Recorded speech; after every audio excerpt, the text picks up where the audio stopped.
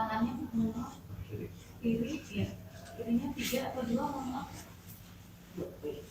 Ikuti lafal sumpah yang saya ucapkan, Bu.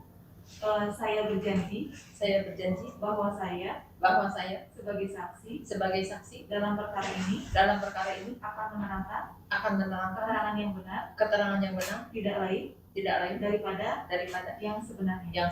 Semoga Tuhan menolong saya. Ya, terima kasih, Bu. Silakan dulu.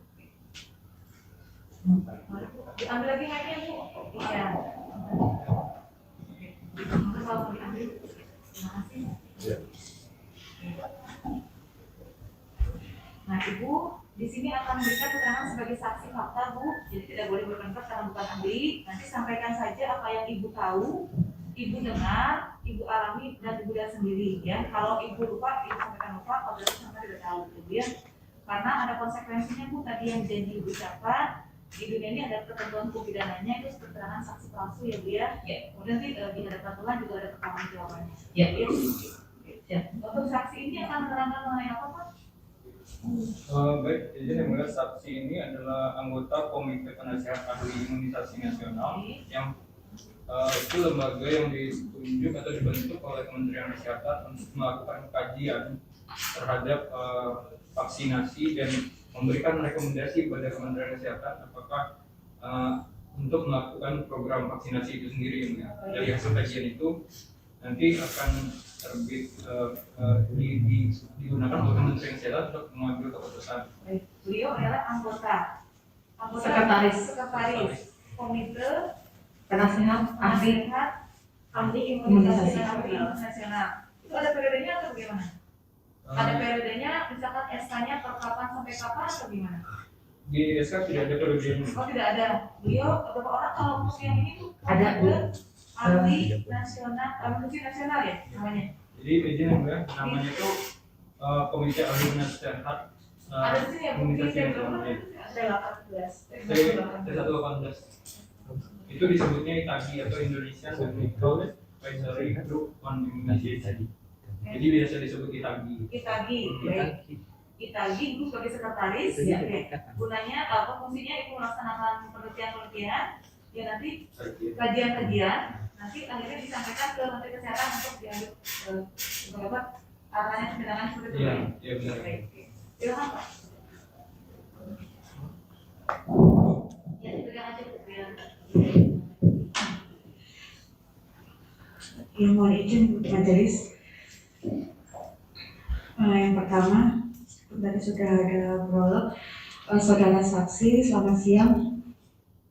Saudara saksi dihadirkan di sini. Yang pertama, bisa saudara saksi jelaskan apa itu ITAGI? ITAGI adalah badan independen seperti yang tadi dikatakan, dibentuk oleh Kementerian Kesehatan, ya, dan mempunyai periode 4 tahun sekali. Ya, jadi untuk periode yang terakhir ini habis pada bulan April 2023. Dan katanya 4 tahun sekali dibentuk oleh Kementerian Kesehatan, jadi itu independen. Sebagai badan independen, Iya.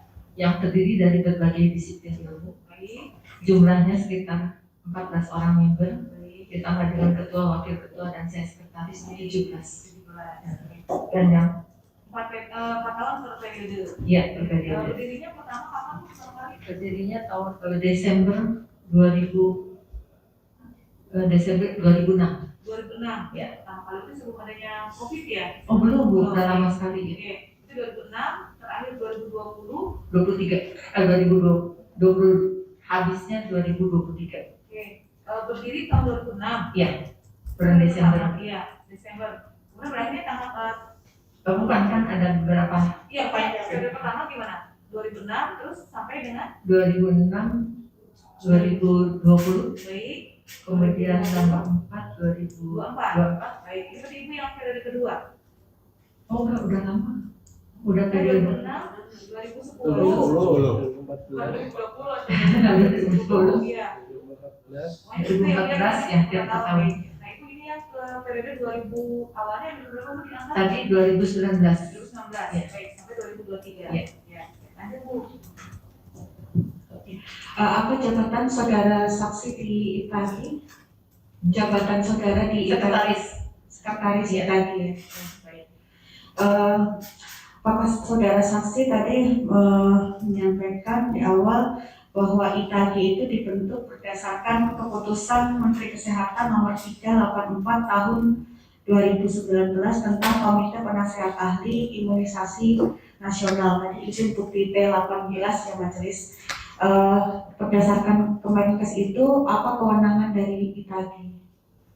Kewenangan dari ITAGI adalah kami membuat suatu kajian dan kemudian bisa juga dalam bentuk rekomendasi apabila diminta.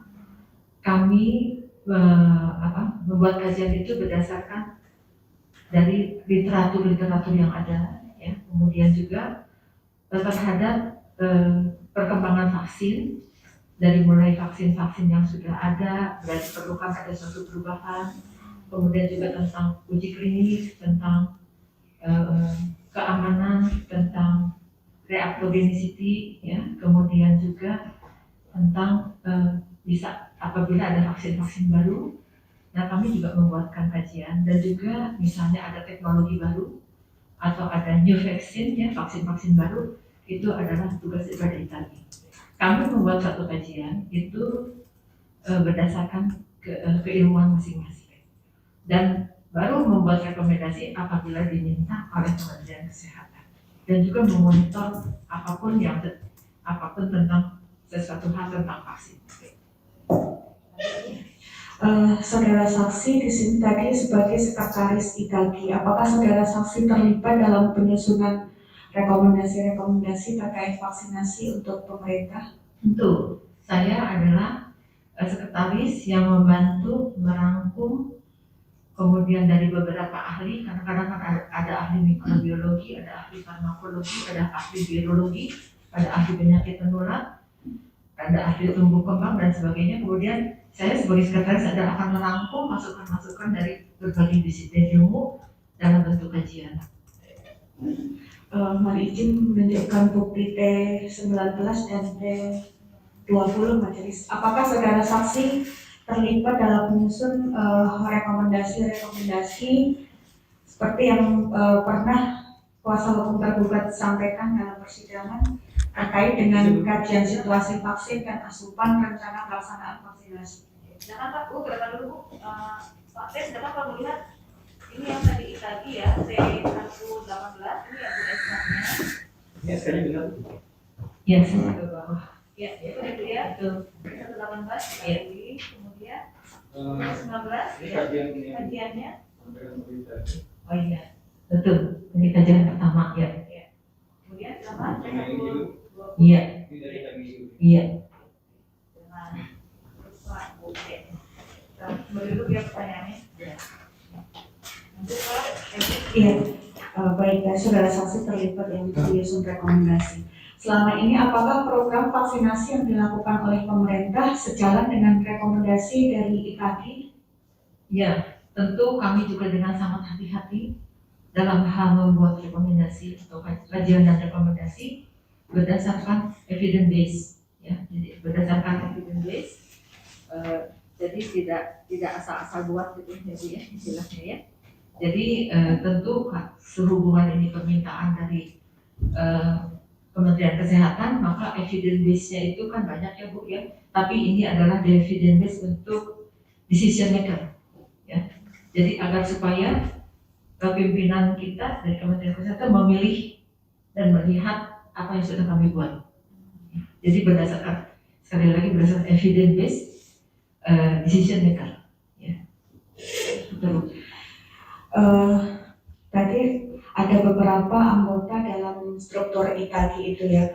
Bisa saudara saksi sampaikan latar belakang ilmu dari anggota-anggota yang ada dalam ITAGI itu dalam menyusun rekomendasi-rekomendasi?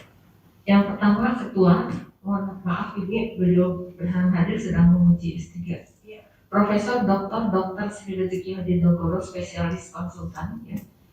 Itu beliau adalah ahli penyakit infeksi pada anak dan juga beliau itu ahli vaksin, ya. Dan juga menjadi pernah beberapa kali menjadi ketua internasional ya. Kemudian Profesor Dr. Samsuri Jauji, spesialis penyakit dalam, konsultan alergi imunologi. Beliau itu penyakit dalam, konsultan, dan juga beliau itu adalah ketua dari Satgas Imunisasi Dewasa. Saya sendiri Dr. Jelita Sari, Sendoro, MSc-PH. Saya menyelesaikan pendidikan sebagai medical doctor. Kemudian saya mendapat beasiswa untuk epidemiologi S2. Saya double degree mendapat beasiswanya untuk 2 topik, dan kemudian saya doktor dalam bidang vaksin, dan kemudian saya sempat melanjutkan postdoktoral di Prancis di University of Geneva. Saya ambil advanced course, yaitu Advanced Vaccinology Course. Itu adalah pendidikan yang tertinggi untuk bidang vaksin. Kemudian Profesor Agus Syarul Rahman, spesialis mikrobiologi klinik PhD. Beliau adalah ahli virologi. Ya.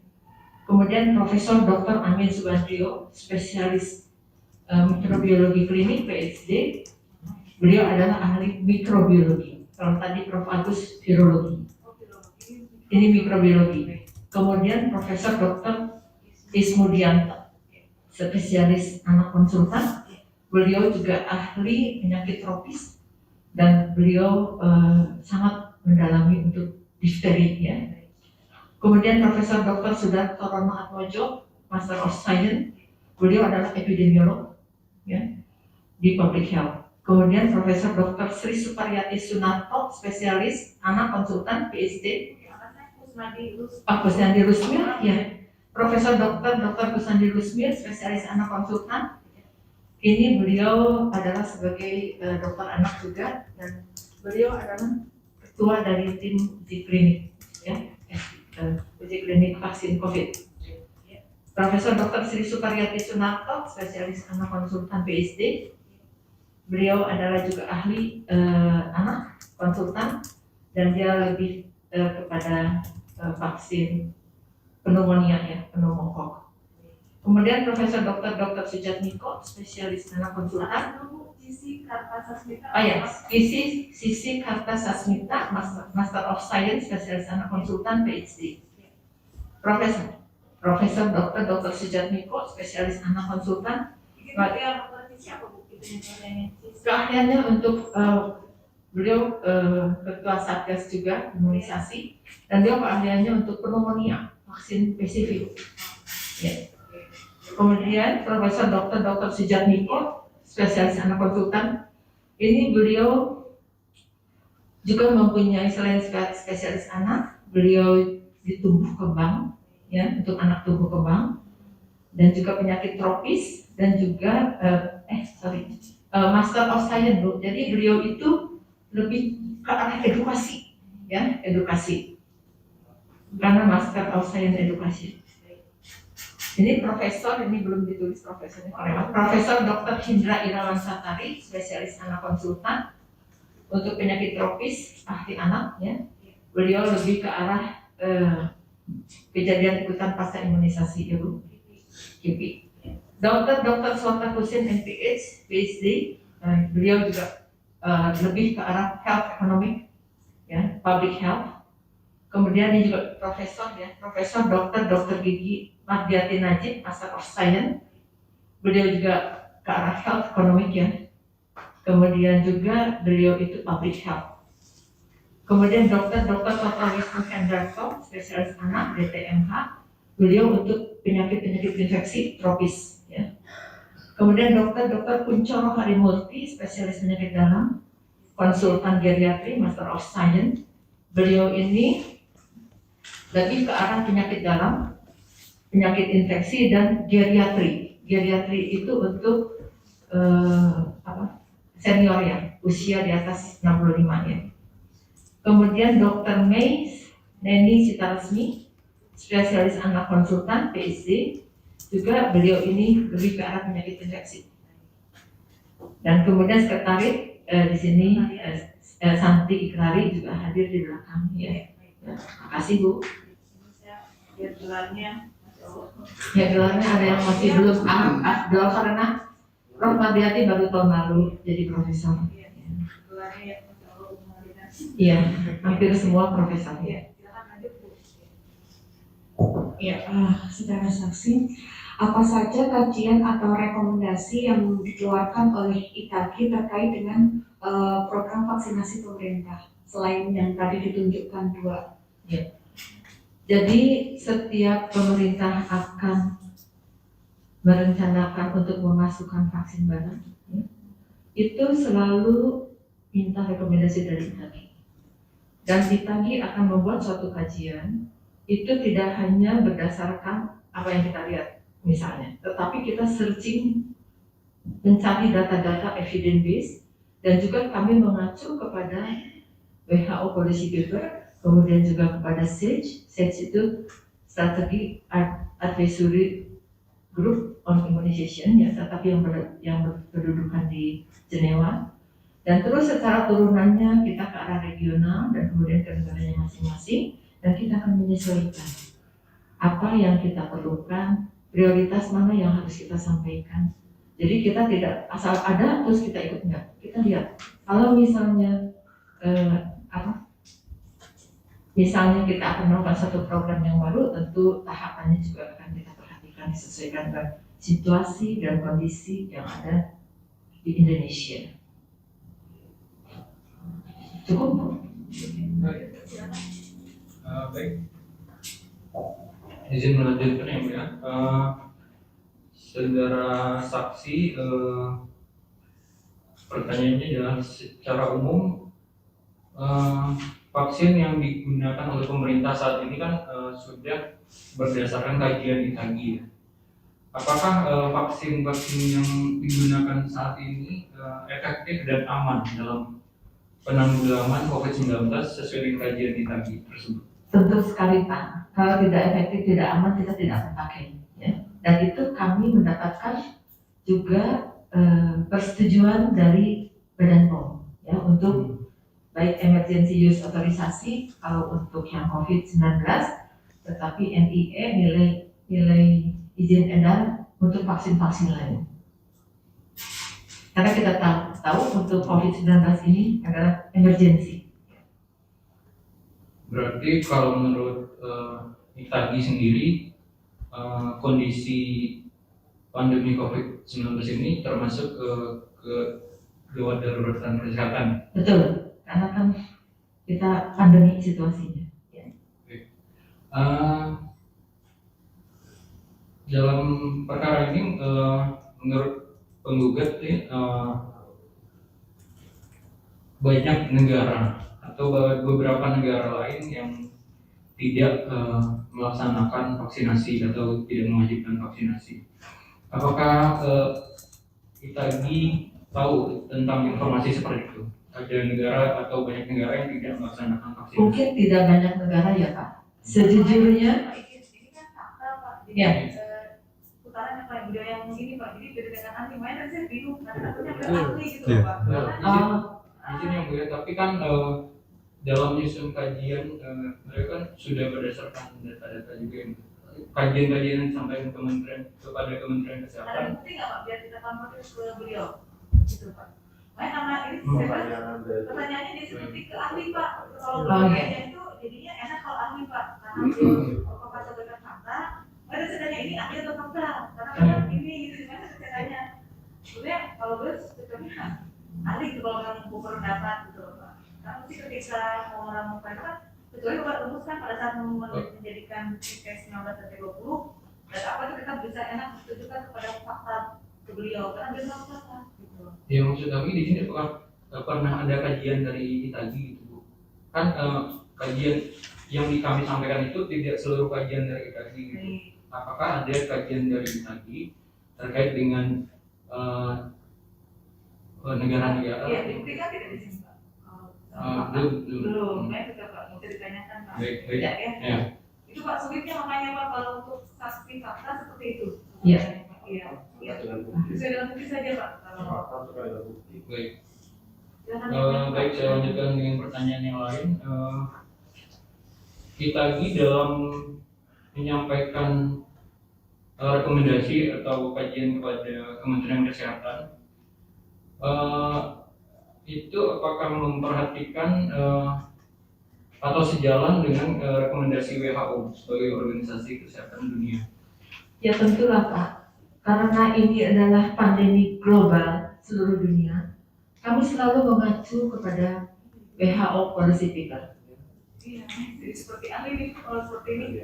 Jadi Pak, gimana, ya, untuk mengakomodir aja Bu, nanti pada saat penyusunan ini, Ya. nanti Ibu buktikan saja Pak kepada tergugat, satu, dari mana saya jadi kami udah baca aja Pak, nggak apa-apa Pak, karena beliau fakta gitu. Jadi kalau ahli Pak akan kami dengarkan Pak, ini fakta, nggak bisa Pak, seperti itu. Jadi nanti pada saat Ibu menyusun ini, atau pada saat memberikan rekomendasi untuk vaksin yang lain, Ibu sampaikan saja ke Ya. tergugat satu untuk dibuktikan kepada kami. Baik. Bisa saja Bu, ya. Ya. Mohon maaf, Bu, Baik. tidak ada dari pihak pelapor. Ya. Itu ya Pak ya. Seperti itu. Baik. Jadi tadi menurut WHO itu Ibu kan tentu ada resum-resumnya Bu ya, Ya. saya buktikan saja. Ya. Itu titipkan ke Kementerian Baik. Kesehatan. Ya. Gitu ya. Lanjut ke pertanyaan yang lain Pak.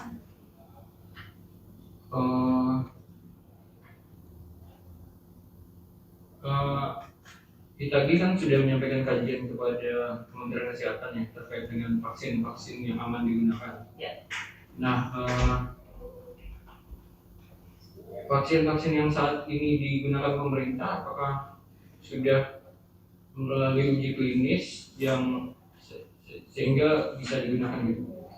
Ya, semua vaksin yang dipakai oleh pemerintah saat ini itu sudah mendapatkan kajian dari kami.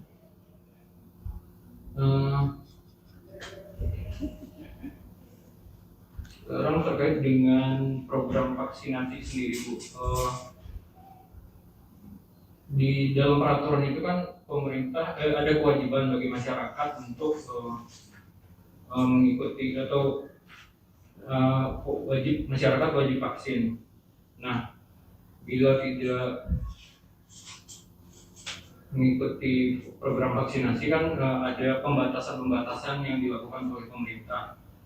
Nah, tujuan vaksin itu salah satunya untuk mencapai herd immunity. Mungkin bisa dijelaskan apa itu? Nah, makanya Pak, nanti keberatan dari sebelah sini Pak. Ahli Pak, ahli vaksin Mungkin ini yang boleh pertanyaannya, kenapa Itagi merekomendasikan dilakukan vaksinasi gitu? Ya, untuk COVID ya Pak ya? Ya, untuk COVID ya. Ya tentunya kami juga mengacu kepada situasi global ya Bu. Iya, Kemudian juga kita juga melihat negara-negara tetangga. iya. Jadi kita melakukan itu selain dengan protokol kesehatan ya tentu dengan vaksinasi. Kalau jadi fakta beliau terbatas Pak. Iya, baik. Bu. Iya, kalau ahli beliau ahli vaksin ya, Iya. itu. Iya. Nah, kalau tadi saya tanya itu bagi saksi fakta ya, mohon maaf jadi terbatas seperti itu. Ya, baik. Pertanyaan kan terkait fakta saja. Kajian kita itu, kenapa masih berdasarkan kajian ditagi, kenapa sekarang masih membutuhkan vaksinasi begitu? Ya. Sedangkan kondisi pandemi sudah dianggap menurun. Sebetulnya memang kita mengharapkan dengan banyaknya vaksin yang sudah dipakai ya Bu, yang sudah lebih dari 80%, tentunya kita akan terlindungi. Namun sekarang kita tahu bahwa virus ini mengalami mutasi ya, sehingga saat ini masih dirasa perlu untuk melakukan vaksinasi, belum di stop ya, karena kita tahu bahwa saat ini apalagi di Eropa sangat tinggi ya. Minggu lalu Prancis yang tertinggi nomor 1 di dunia, dan kita di Indonesia juga kelihatan meningkat. Misalnya contohnya di DKI terus naik kasusnya ya. Cukup.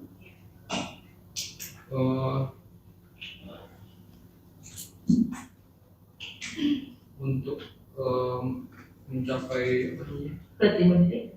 herd immunity, berapa kali vaksin itu sebaiknya dilakukan?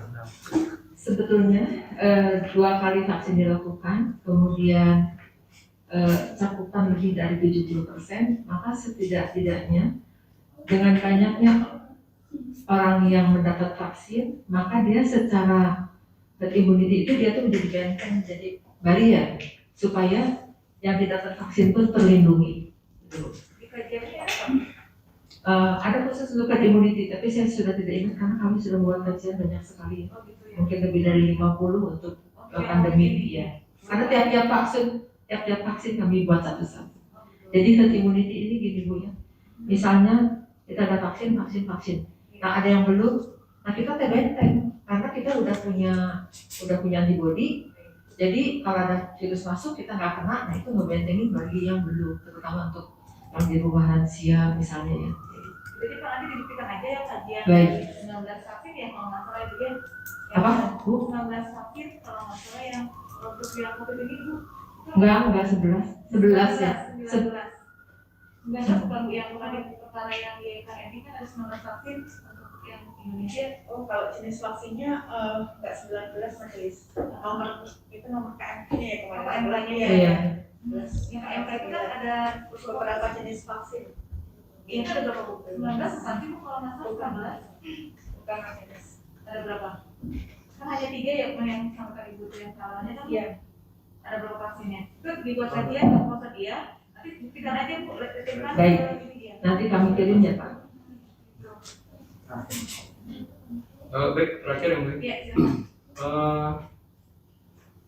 Berarti sejauh ini Itagi masih merekomendasikan vaksinasi pada pemerintah. Masih sejalan. Baik, demikian yang Iya. 19 bukan Bu ini Bu. 19 bukan kalau nggak salah 19 ya kemarin. Perkara yang satu yang vaksin. Cukup yang kedua satu, sekarang dia kedua. Baik, terima kasih. Selamat siang, Ibu. Ibu Julita sebagai saksi pada hari ini. Bu, izin tadi kan sudah diperlihatkan bukti T19 dan T20 mengenai rekomendasi Itagi, Bu. Mungkin butuh penjelasan ya Bu. Kalau kesimpulannya kan memang diberikan vaksinasi, tapi bisa diberikan penjelasan Bu secara ringkas apa saja rekomendasinya gitu yang sudah dituangkan di dalam T19 dan T20. Tadi surat dari Itagi. Surat dari Itagi tentu bisa secara dinamis berubah. Misalnya kita mendapatkan data yang lebih baru, kita bisa aja berubah, tetapi dengan melihat tanggal, ya, dengan melihat tanggal. Misalnya vaksin saat ini diberikan waktu tanggal berapa, saya nggak ingat, tanggal sekian, bahwa kita harus melakukan imunisasi dengan vaksin COVID itu 2 kali. Kemudian dengan izin dari Bepom, kita menambahkan rekomendasi untuk booster. Jadi secara dinamis bisa berubah. Kajian Itagi bisa dibuat beruntun. Kita harus lihat tanggalnya itu sih. Sangat berpengaruh ya. Kenapa? Sangat berpengaruh untuk Sangat berpengaruh karena kita kan tahu, misalnya sekarang anak-anak mau masuk sekolah ya, itu berubah lagi ya. Bu, untuk yang tadi bukti T19 dan T20 itu apakah kemudian memberikan rekomendasi untuk wajib vaksinasi bagi masyarakat, seluruh masyarakat? Karena kan seperti yang kita tahu kebijakan pemerintah adalah mewajibkan vaksinasi untuk prioritas itu aja dia tahapnya. Apakah memang prioritas dan tahapan itu juga menjadi rekomendasi dan kebijakan Itagi? Saya tidak ingat kalau ada tulisan wajib ya, tetapi dari kita imunisasi diberikan imunisasi diberikan sesuai dengan undang-undang apa, saya juga nggak bisa hafal, saya bukan ahlinya ya. Tetapi di situ dikatakan bahwa kita sebagai warga negara itu berhak mendapat perlindungan ya. Nah di situ berhak perlindungan untuk mencegah terhadap paparan COVID-19.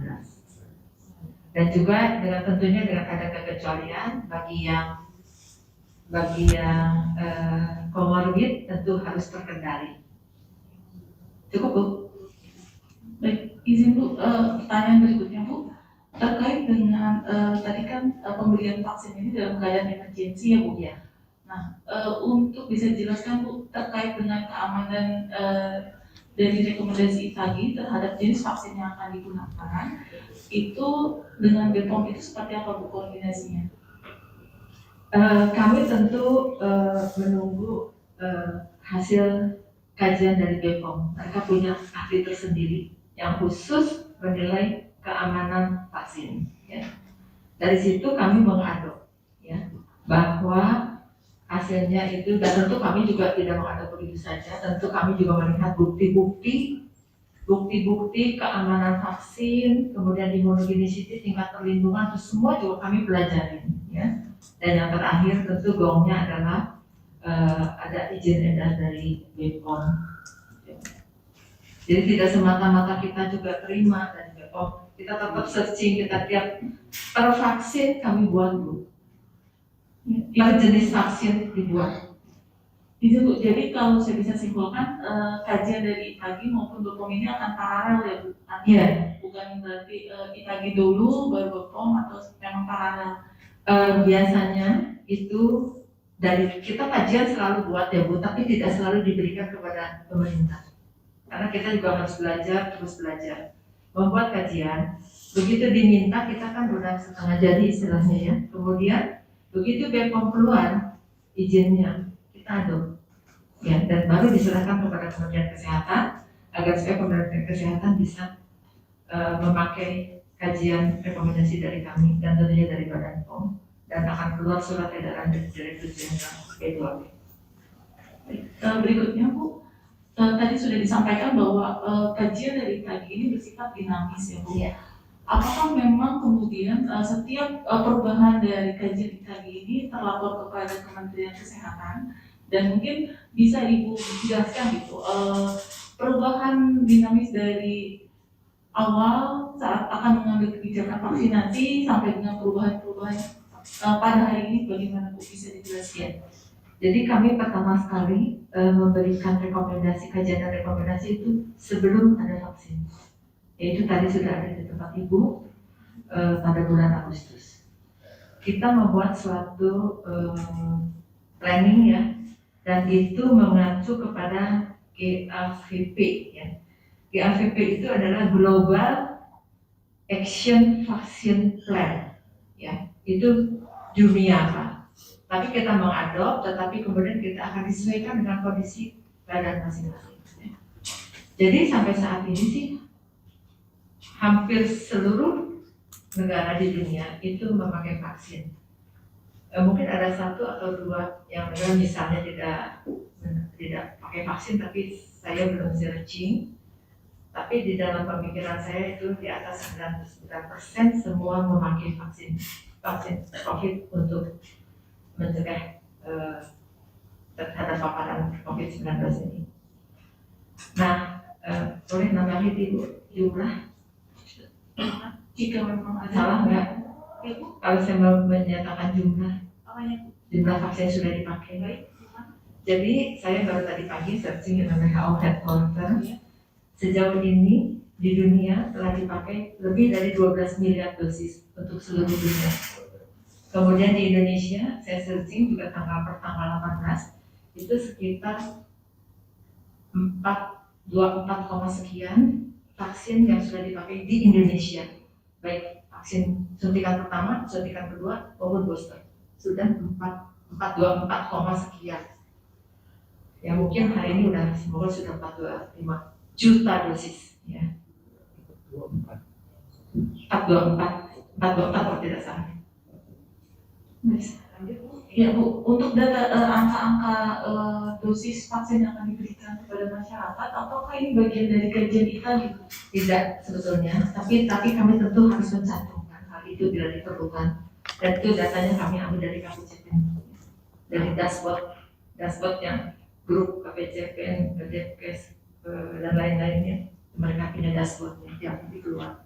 Mungkin bisa dijelaskan sedikit Bu bagaimana data-data, maksudnya tadi kan mengambil dari dashboard, data apa saja yang diambil gitu Bu, agar relevan kan Ya di situ ada data jumlah sasaran per kelompok umur, misalnya 18 tahun ke atas, kemudian data lansia, data anak sekolah, data remaja, data anak umur 6 sampai 11 tahun, ya. Nah itu bisa dilihat di sana. Kemudian berapa cakupannya, berapa jumlah token yang sudah dipakai, itu semua ada di sana. Ada dashboard. Dan tidak semua orang bisa membuka dashboard itu. Dari tempat kami juga hanya satu orang dan kami juga tidak berani untuk membuka.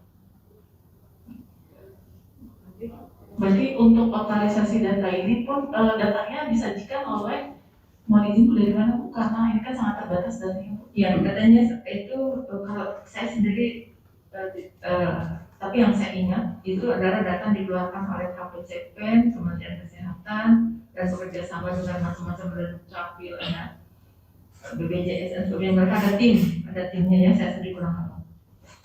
Berarti izin Bu untuk mengenai dosis vaksin yang dibutuhkan ini akan linear gitu ya Bu dengan jumlah data yang dari dashboard yang sudah Ibu sebutkan tadi ya Bu. Saya rasa pasti bukan mereka punya pertemuan-pertemuan, tapi kalau saya sendiri tidak tahu.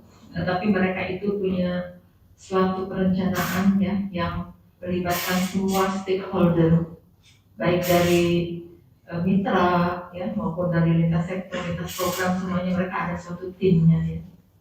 Tetapi saya tidak ikut dalam hal itu. Bu, untuk vaksinasi Bu yang sudah dilaksanakan di Indonesia, apakah ada perbandingan Bu yang sudah rekomendasi ITAGI yang diberikan untuk menangani pandemi sebelumnya atau endemi yang melanda Indonesia, apakah ada perbandingan Bu dengan kasus yang saat ini terjadi Bu?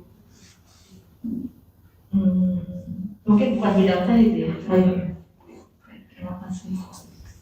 Cukup penjelasan?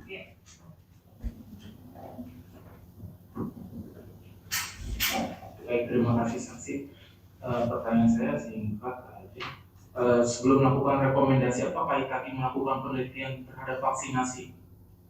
Tidak, itu bukan porsinya dari ITAGI. ITAGI hanya mereview data-data yang ada, ya, terutama yang ada di yang sudah dipublish.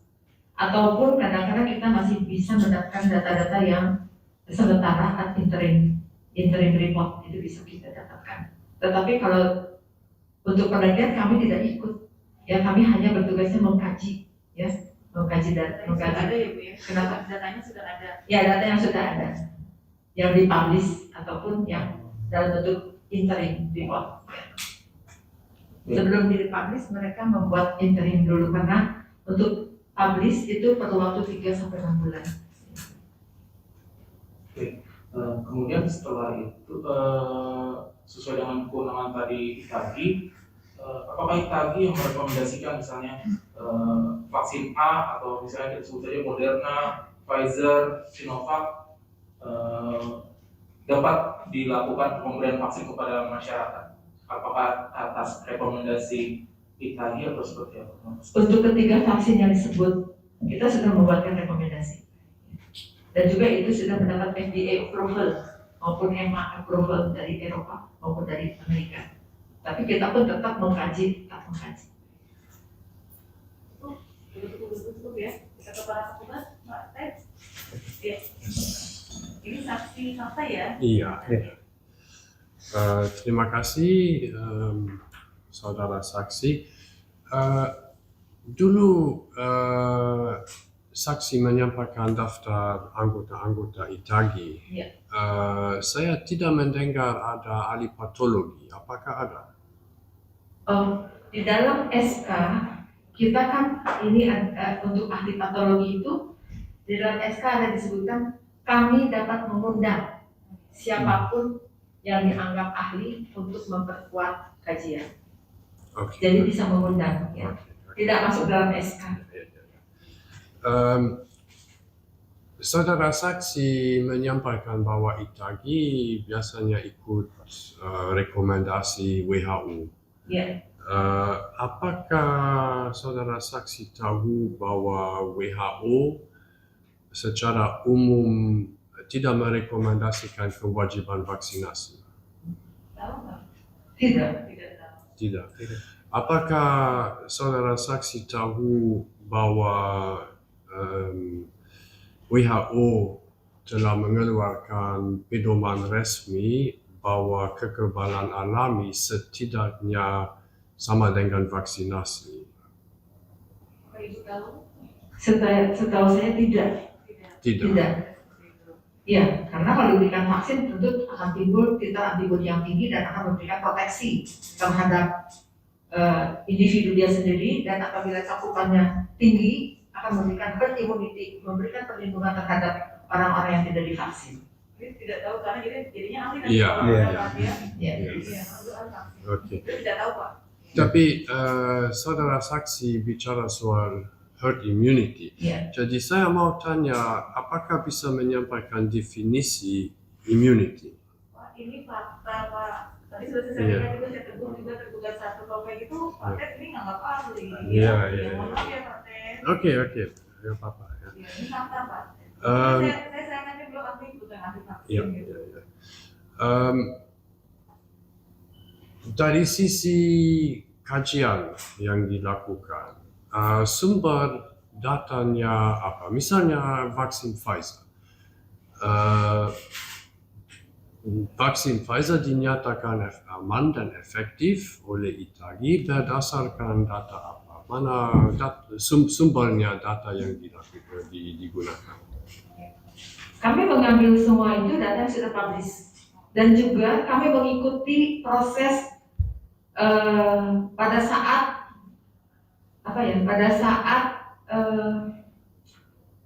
US FDA mengadakan sidang terbuka di seluruh dunia, dibuka supaya siapapun bisa ikut. Kami ikut, ya. Jadi tentu kami ITAGI tidak akan membuat tanpa data. Makanya tadi saya katakan harus berdasarkan evidence base. Oke. Pak Ted, itu kan ditanyakan tadi intern Iya, juga ya. iya. Betul. Oke.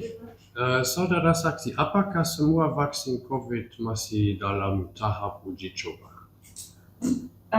Sebenarnya uji coba sudah selesai. Semua sudah selesai dengan fase 3 dan dapat diberikan kepada publik. Selain itu masih ada satu item lagi, bahwa dilakukan juga uji coba fase 4 di mana sudah dipakai jutaan dosis, ya. Itu namanya post marketing surveillance atau post otorisasi safety study. Oke, artinya kita sekarang dalam uji coba fase 4 untuk Bukan uji coba, Pak. Itu hanya pemantauan, ya. Uji coba sudah selesai sampai dengan fase 3. Hanya memantau. Indonesia itu bagus Bu ya, karena BPOM-nya itu strictly banget, harus ada hasil kajian gitu ya, harus ada pemantauan di mana vaksin sudah dipakai jutaan dosis, tapi bukan uji coba, ya. Maaf. Oke.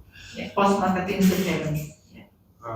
Dari post marketing surveillance, apakah KIPI berat terjadi? Semua tercatat Pak, semua tercatat, kita punya web KIPI, tapi mungkin bukan saya yang menyampaikan, tetapi nanti pada sidang berikutnya. Bukan faktanya itu ya. Bukan fakta saya ITAGI dalam hal ini. Oke. Apakah saudara saksi tahu apakah pernah dilakukan penelitian atau kajian apapun di Indonesia untuk vaksin misalnya Pfizer, Moderna, AstraZeneca, kajian secara umum, apakah ada kajian dilakukan di sini? Mungkin oleh ITAGI atau Kan setiap vaksin ada kajiannya Pak, sudah dibuat. di Indonesia? Kajian, bukan studi, kajian. Kan kajian itu bisa mendapatkan dari data di luar negeri bisa. Dan apalagi ini kan sudah sidang terbuka Bu, waktu dari US FDA itu sidangnya terbuka, seluruh orang bisa ikut. Ya. Pada saat mereka akan mendapatkan EUA dari FDA. Ya. Ya, artinya EUA biasanya dikeluarkan untuk produk medis yang masih dalam tahap uji coba? Tidak, harus selesai dulu. Harus selesai dulu fase 3. Tapi bisa dalam bentuk artikel, belum publikasi tapi laporan sementara. Tidak mungkin yang sedang berjalan uji coba diberikan EUA oleh Badan POM. Impossible. Oke. Jadi saya mau tanya, kalau uji coba sudah selesai, kenapa BPOM masih pakai EUA daripada izin tetap? Karena kita masih ada yang namanya vaksin efekasi dalam 6 bulan, 12 bulan. Saya rasa dalam waktu dekat juga mereka yang asal EUA kalau sudah bisa membuktikan bahwa ini vaksinnya masih tetap poten atau apapun, saya juga kurang paham ya Bu, saya bukan orang BPOM. Tetapi itu akan berubah suatu waktu. Namun saat ini, karena ini vaksin yang sangat baru, jadi masih EUA dipertahankan, tetapi ada penambahan posologi indikasi terhadap kelompok umur tertentu. Jadi BPOM itu mengeluarkan EUA tetap pun nomornya, tetapi dia akan memberikan suatu persetujuan posologi perubahan indikasi. Misalnya menjadi booster, ya. EUA tidak berubah dari mulai keluar vaksinnya sampai mungkin nanti jadi NIE itu nomor tidak berubah. Tetapi ada penambahan posologi indikasi kelompok umur. Coba. Apakah saudara saksi tahu apakah pernah dalam sejarah sebelum COVID vaksin sejenis mRNA atau vektor adenovirus pernah digunakan untuk masyarakat umum? Saya tidak melihat itu karena sehari-hari saya berfokus kepada vaksin COVID yang sedang berjalan. Ya, tidak tahu. Mungkin saya harus tahu, harus searching lagi ya. Sebenarnya padanya. Ya, betul. Karena kita juga terbatas ya. Terbatas hari itu hanya 24 jam. Ya, jadi kami juga tidak bisa melihat yang lalu-lalu. Jadi kita fokus kepada yang saat ini saja ya. Satu pertanyaan terakhir. Saudara saksi sudah menyampaikan bahwa untuk herd immunity harus ada 70% tingkat vaksinasi. Makin tinggi makin baik. Oke, jadi kalau ada 70% tingkat vaksinasi, tidak lagi mungkin ada gelombang atau outbreak. Kita tidak tahu. Dalam hal ini kita tidak bisa memprediksi karena virus itu mengalami mutasi. Dan apakah mutasi ada efek untuk efektivitas vaksin? Seharusnya tidak, karena mutasi itu adalah bagian dari virus itu untuk mempertahankan hidup. Ya, jadi harusnya sih makin lemah seharusnya secara teori. Secara teori. Oke, ya cukup. Terima kasih. Ya. Satu ya. Oke, saya akan bertanya pada ahli. Saksi, sorry. Pada saksi, apakah di dalam dokumen rekomendasi dari ITAGI itu di dalamnya mengkaji tentang antibody dependent enhancement atau mutasi virus yang diakibatkan oleh vaksin? Antibody itu tidak terbukti ada di dalam COVID-19. Baru kemungkinan terbukti di vaksin dengue. Ya. Baik. Terima kasih. Satu saja yang mulia, saudara saksi. Tadi disampaikan bahwa ITAGI adalah satu badan yang dibentuk sebagai lembaga, mungkin seperti rekomendasi dari apa namanya untuk membantu kinerja Kementerian Kesehatan, kurang lebih seperti itu, terutama perihal vaksin.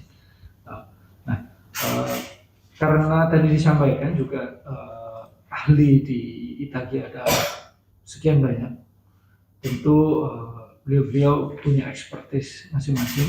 Nah, terkait soalan vaksin, nah apakah dalam penyusunan policy papernya atau kajian yang akan direkomendasikan, bagaimana proses penggodokan apakah semua ahli tentu dengan pengalaman masing-masing, karena Ibu Sekretaris juga yang mengkompil segala hal tentu tahu bagaimana proses di dalam.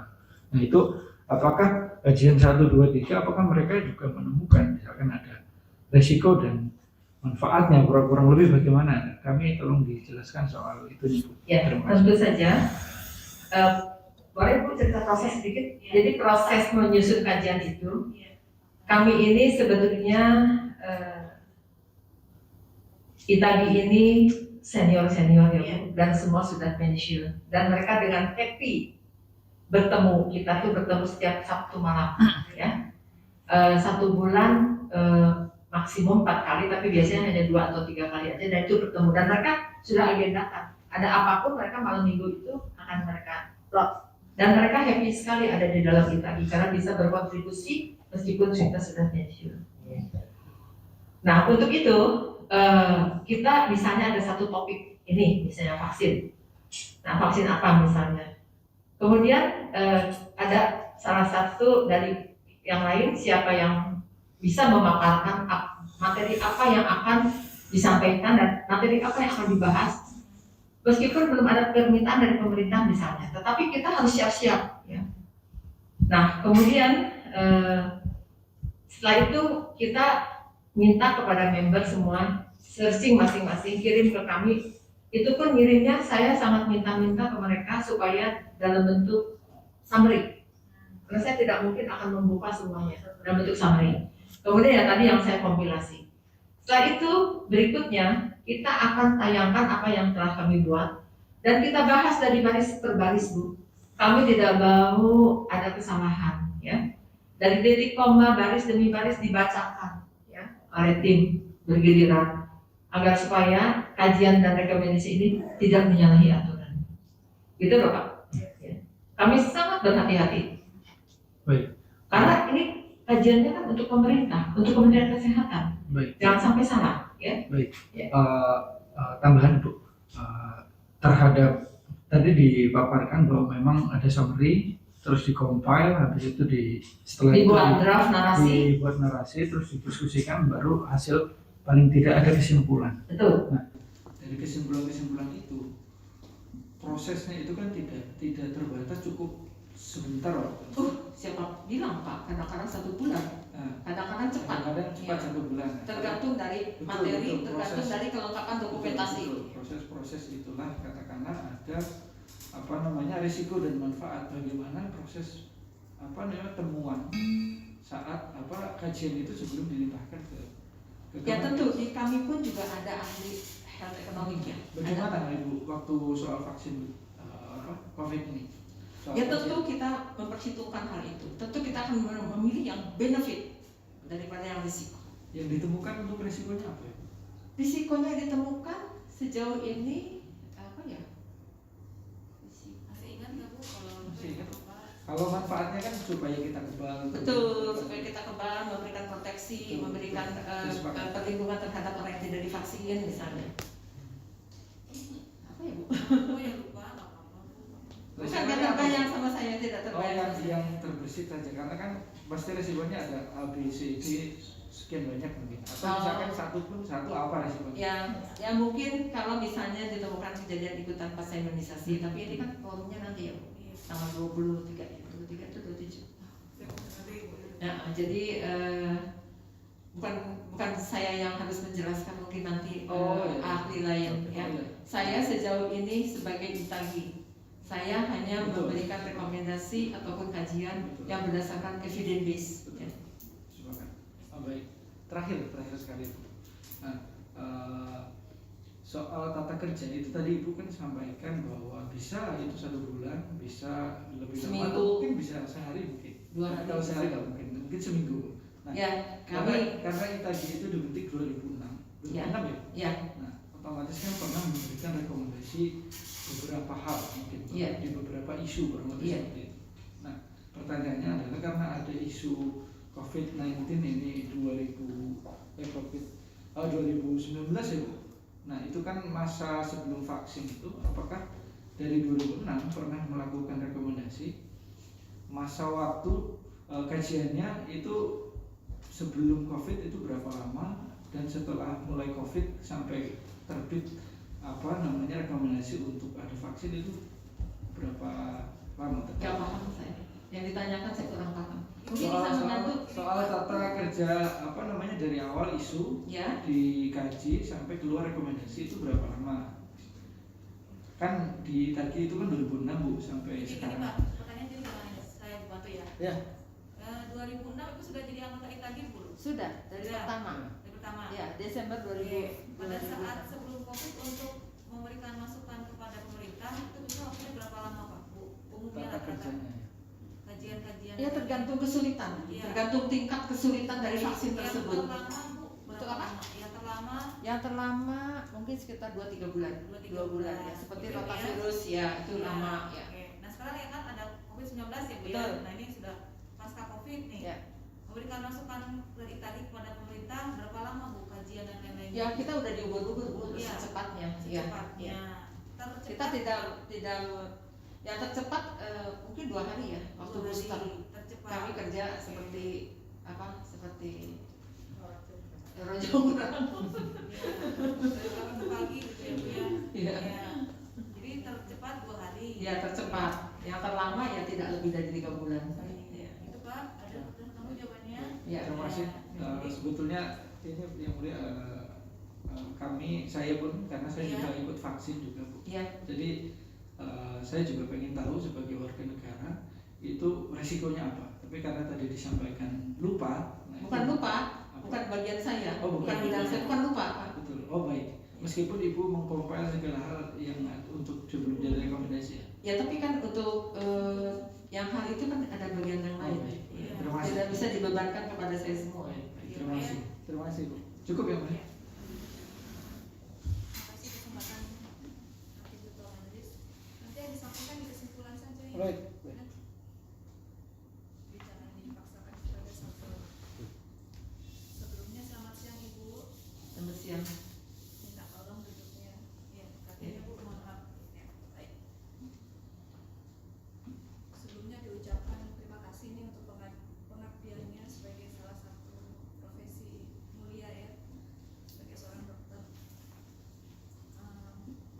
Yang majelis mau tanyakan, pertanyaan awal. ITAGI itu bahasa Inggrisnya ITAGI ya? Apa? Iya, Indonesia Penyebutannya ya. Technical Advisory Tapi Group. saya lebih senang pakai bahasa Indonesia. Iya.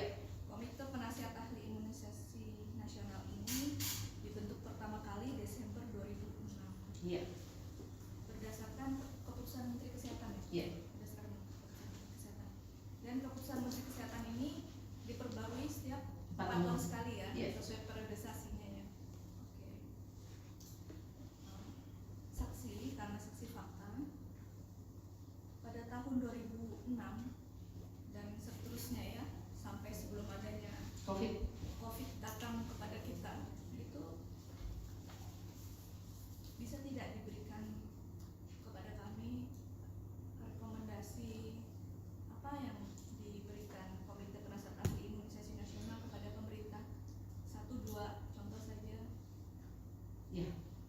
Mungkin yang saya ingat ini karena akan ada World Hepatitis Day, kita memberikan rekomendasi kepada vaksin hepatitis B early baby.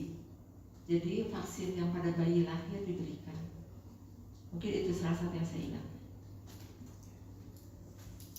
Senang saya mendengarnya karena kita terlalu fokus sama COVID-19. Iya. Padahal masih banyak virus-virus lain yang membutuhkan perhatian gitu ya. Tapi seolah-olah tertutup dengan isu ini. Virus lain kan banyak ya, Betul. campak, rubella, HIV juga virus. Iya. Perkembangan penelitian mengenai hal itu yang mengenai virus-virus itu ya, yang Iya. masih belum terangkat karena masih tertutup dengan pemberitaan ini virus COVID-19 ini. Saksi, meskipun bukan ahli saat ini, tapi saksi kan merupakan salah satu anggota sekretaris ya di dalam komite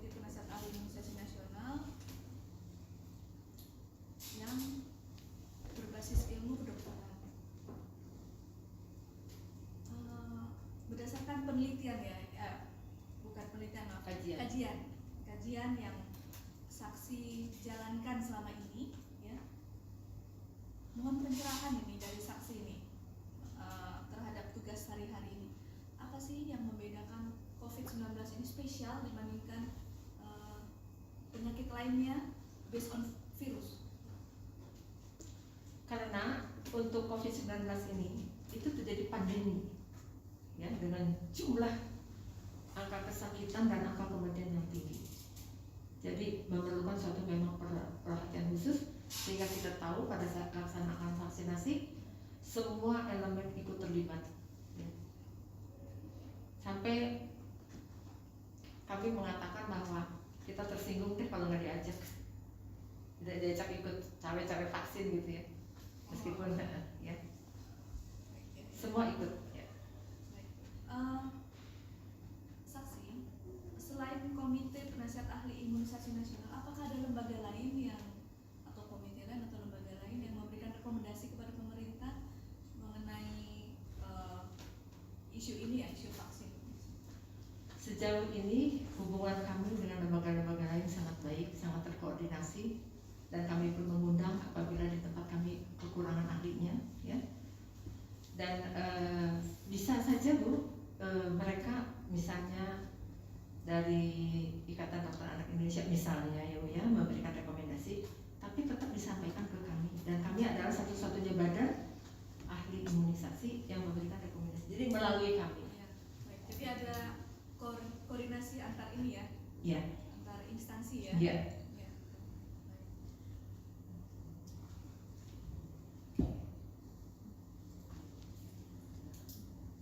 Berdasarkan kajian yang saksi dan rekan-rekan yang saya hormati nama-namanya begitu ini sangat berpengalaman di bidangnya masing-masing. Karena virus ini bermutasi terus-menerus. Menurut kajian ya, ini bukan pertanyaan pada ahli ini, jangan nanti saya di stop. Menurut kajian, sampai berapa lama atau sampai berapa kali sih kita harus menerima vaksin? Sejauh ini dari surat edaran yang sudah dibuat, tentu berdasarkan rekomendasi dari ITAGI dan berdasarkan persetujuan dari Badan POM, baru sampai kena vaksin ketiga untuk booster, berarti suntikan ketiga booster pertama.